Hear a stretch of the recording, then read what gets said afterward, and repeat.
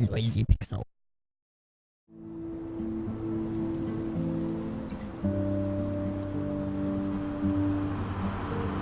Sup nerds, my name is Victor, and welcome to our video review of Life is Strange 2.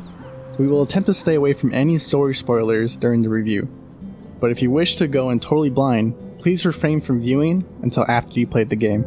Hey, not so fast, Shawnee boy.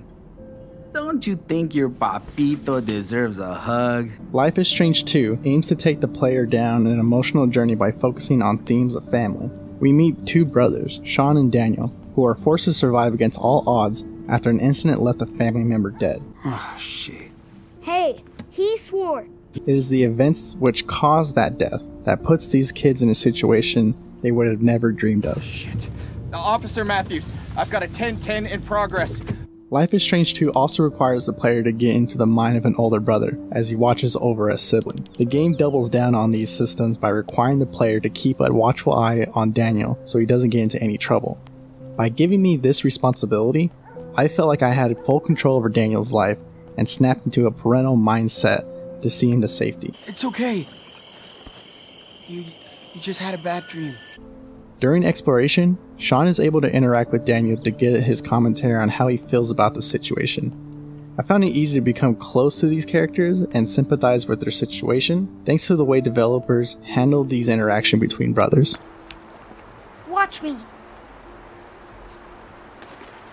Interestingly, there are themes relevant to current real-world events that influence the world of Life is Strange in Seattle.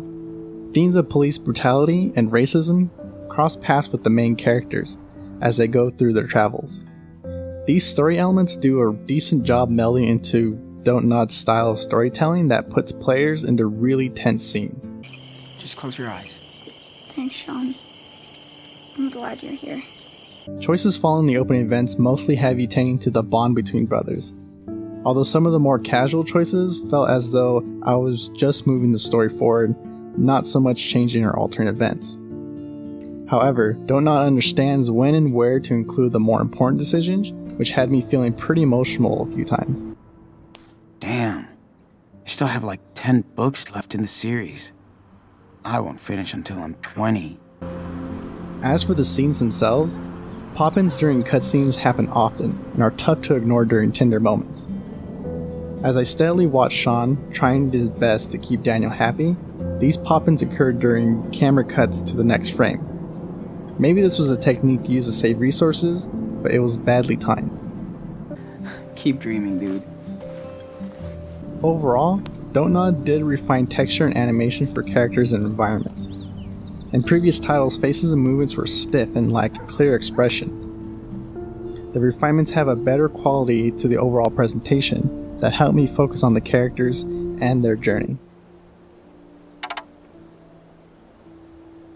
Life is Strange 2 did a decent job at opening a story about two brothers only having each other to rely on. A story I like to see fleshed out in later episodes. The connection between them is something I look forward to, as long as Don't Nod finds ways to push their bonds to their absolute limits. Noisy Pixel gives Life is Strange 2 Episode 1 a 7.7 out of 10. Hey, lovebirds. Back from the loony bin? Shut the fuck up, dickhead.